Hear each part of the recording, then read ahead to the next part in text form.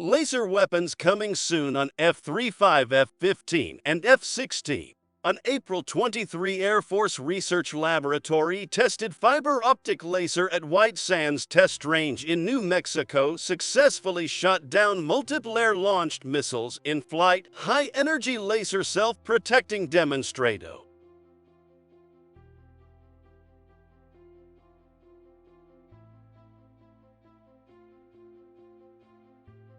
Currently there as a large number of ground-based demonstrators, but the Air Force is optimistic that high-energy self-protecting lasers can be shrunk down to a small pot that could be tested on F-15 fighter this year.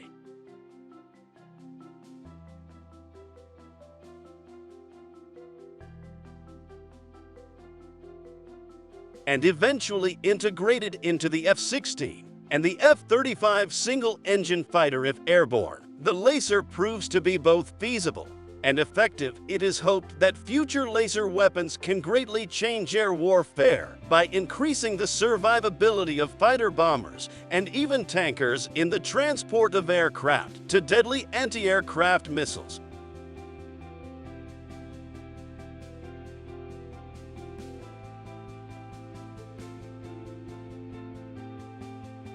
The company said that the PDR was part of a technical process to ensure that its design can realize a precise, low-cost, speed-of-light technology for military operations. In March 2023, the U.S. Department of Defense (DoD) awarded Northrop Grumman a $72 million contract under the High Energy Laser Scaling Initiative (HELSI) to demonstrate the HEL prototype using Northrop Grumman's coherent beam combining technology.